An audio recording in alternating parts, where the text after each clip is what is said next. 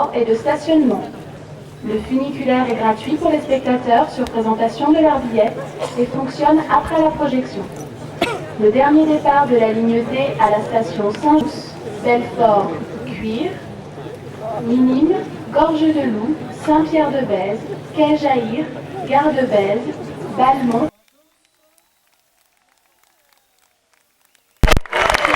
Il y a presque plus de monde encore ce soir que hier soir. On a déjà passé une très belle.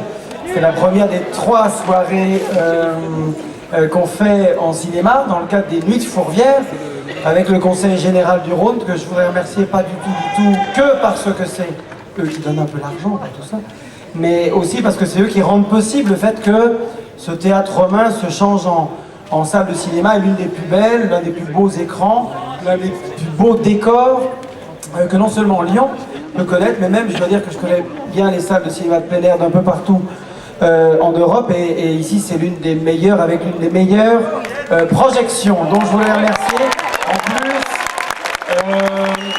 En plus, il y a Michel Mercier, le président du Conseil Général, et Jean-Jacques Pignard qui... Si.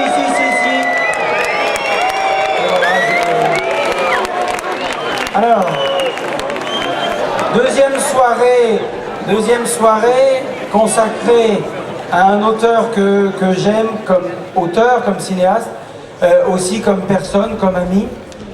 C'est quelqu'un, Georges Lautner, qui là tout à coup était bouche bée, ne disait plus rien de voir tant de monde, de voir que ce film, près de 40 ans après, fonctionne comme ça, qui disait « le cinéma fabrique de la mémoire, la télévision fabrique de l'oubli ». C'est comme hier, on est mieux ici tous ensemble à voir un film sur le grand écran. Lautner,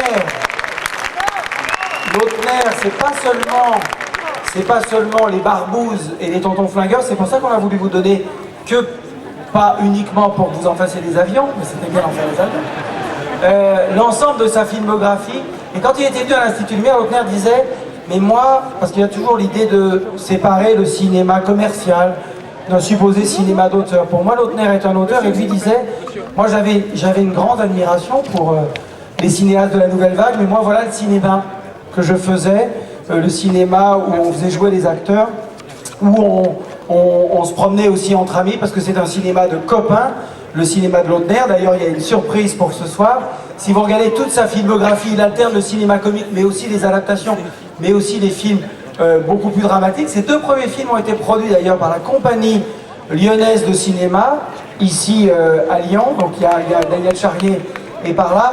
Et lorsqu'on a imaginé montrer les tontons flingueurs, on a appelé Georges, il a dit « je viens ». Donc il est là,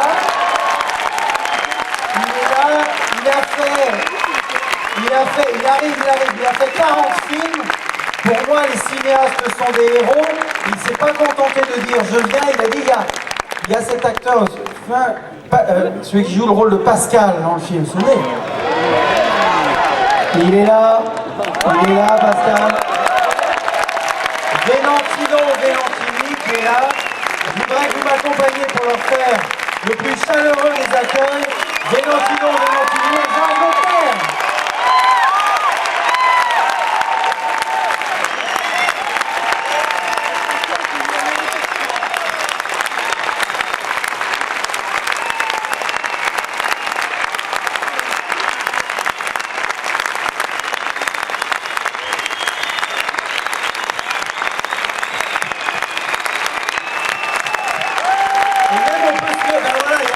Alors on se lève pour Georges Lautner.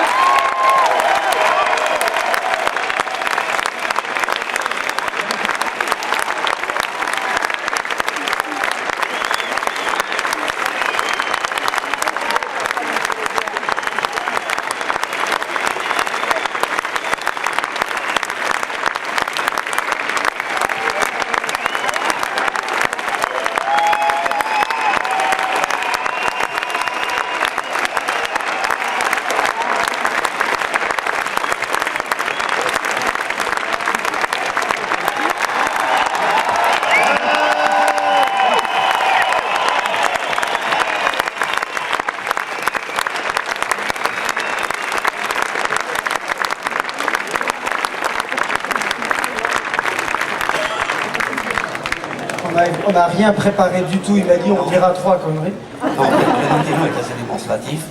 Je tiens à préciser tout de suite que nous ne sommes pas pédés. Mais que depuis les tontons, nous avons été copains pour la vie. Et c'est pour ça que nous sommes là ce soir. Voilà. Merci.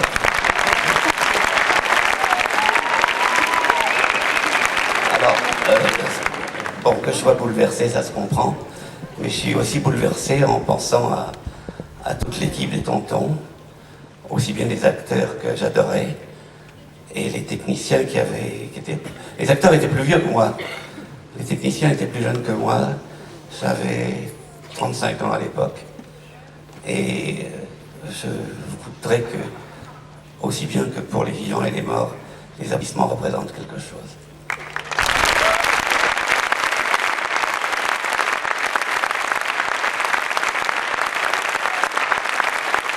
Alors, on est venu pour rigoler. Je dois dire que je suis assez, bouleversé, stupéfait de me retrouver aux arènes, non pas par être bouffé par les lions, mais pour venir présenter un film. Passer entre Les Gladiateurs et Apocalypse Now, c'est grâce à... je dois dire que je ne croyais pas au film culte, mais à partir de ce soir, je vais me prendre pour un grand. Hein. J'aime mieux vous le dire, ça va barder maintenant.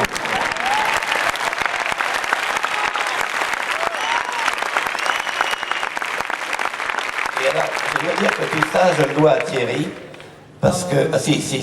parce que c'est la Cinémathèque de Lyon, dont je suis un des fidèles, qui m'a poussé en avant. Bon, bien sûr, ils ne sont pas trompés, vous êtes venus. Moi, je m'attendais à une salle de sexagénaires, même d'octogénaires. Je m'aperçois que le film durera plus longtemps que moi, et ça me fait très plaisir. Et vous ne pouvez pas savoir l'effet que ça se fait de se retrouver devant vous. C'est un moment rare dans une vie et je suis très ému. Je vous passe la parole à l'autre qui est beaucoup plus bavard que moi.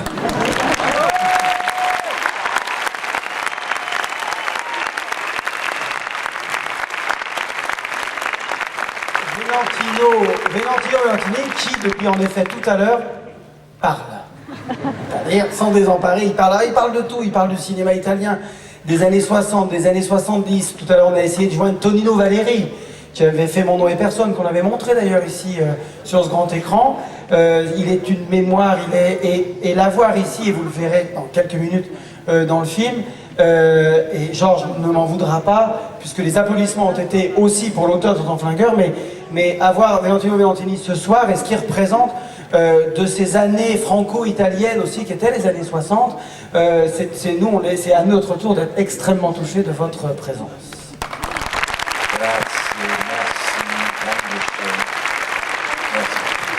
C'est la première fois que je viens à Lyon.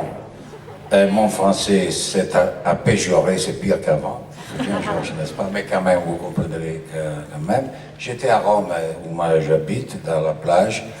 Souvent, quand on ne fait pas beaucoup de choses, puisque je joue encore au beach volley. Alors, j'ai un coup de téléphone, c'est Georges qui m'appelle, il me dit, et il y a le tonton Flingueur. J'ai dit, où? À Lyon. Lyon, Lungudium, n'est-ce pas? Je suis cultivé quand même. Vous avez donné à l'empereur aussi, Claude. Claude était né ici. Oui. Il était claudican, c'est-à-dire il était voisin. Oui, c'est vrai. C'est vrai ça. Alors, je suis ici très ému. Mon rôle est, vous le savez déjà, c'est plus petit que les autres, mais je fais partie du même bateau. Alors je suis très heureux, mais très ému. Vraiment, je me sens... J'ai envie de pleurer, parce que vous m'avez tellement touché, je vous aime tous, mais je n'ai pas de mots. Merci. Grazie.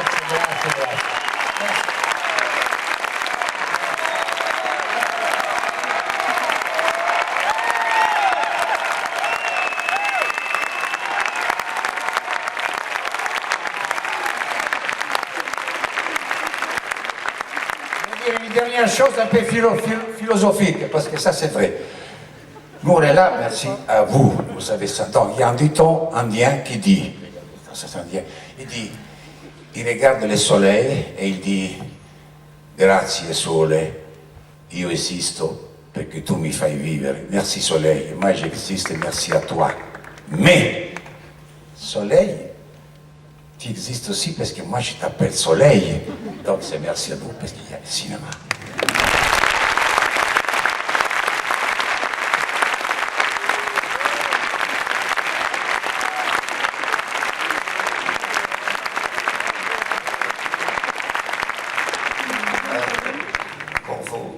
Faut quand même trouver étrange qu'en faisant nos petites bêtises, je dirais même nos conneries, on se retrouve comme ça dans Sensé ce soir. J'ai eu beaucoup de doutes dans la vie, dans le cinéma surtout, j'étais marié, amoureux, et il fallait bouffer. Et alors j'ai choisi une voie qui était la voie populaire, qu'on m'a beaucoup reproché. Et ça a été une bagarre.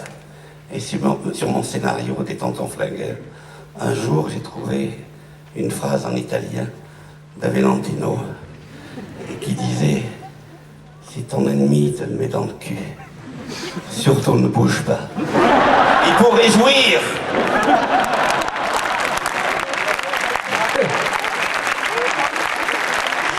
C'est pas très propre, je sais, mais j'avais envie de lui faire un petit cadeau. Alors, sur son scénario, il ne s'attendait pas du tout, il était avec Lino Ventura. Alors moi, je pense qu'il faut que je lui mette un méchant, una cattiveria, méchanceté. Alors j'ai dit, se il tuo peggior nemico te lo mette nel culo, soprattutto non ti muovere, non bouge pas. Pourquoi? Parce qu'il pourrait jouer, potrebbe godere. Voilà, vous voyez quelle équipe de joyeux lurons nous étions. Et je dois dire qu'il y a, je crois, une grâce quelque part. En déconnant comme ça, on est là ce soir, il y a une bénédiction divine en dehors de Thierry Frémaux qui préside à tout ça. Merci à vous. J'avoue que c'est un des moments les plus importants pour moi. Et je dois dire que tout à l'heure, dans une semaine ou deux, ici même, il y a Henri Salvador qui vient.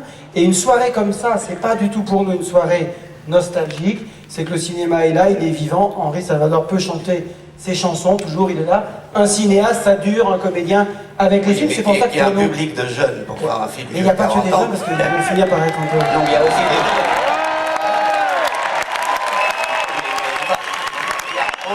Il y a un public mélangé, bravo. Enfin, moi je suis très touché, je trouve ça... Puis je comprends toujours pas pourquoi. Mais si, nous on comprend. Bonne projection, bonne soirée. Il reste avec nous, on les retrouve comme ça de loin. Tout à l'heure, ils se promènent. Merci Valentino, merci Georges Lautner.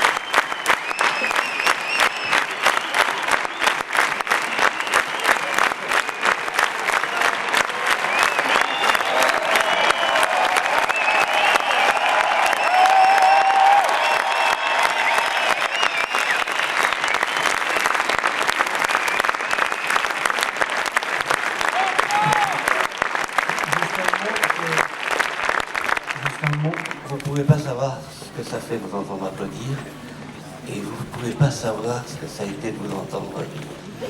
Parce qu'entendre rire, non, c'est une récompense de toute une vie. Une vie de conneries, de déraisons, on a tout pris à la rigolade, à côté, et puis se retrouver ici ce soir pour continuer à déconner, c'est quand même merveilleux. Merci.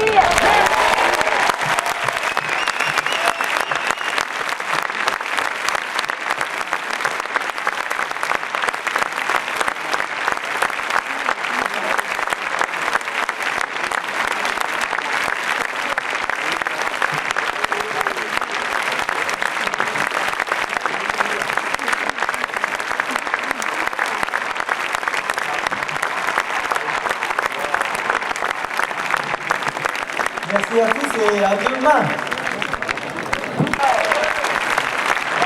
Merci a voi tutti, grazie, grazie, grazie.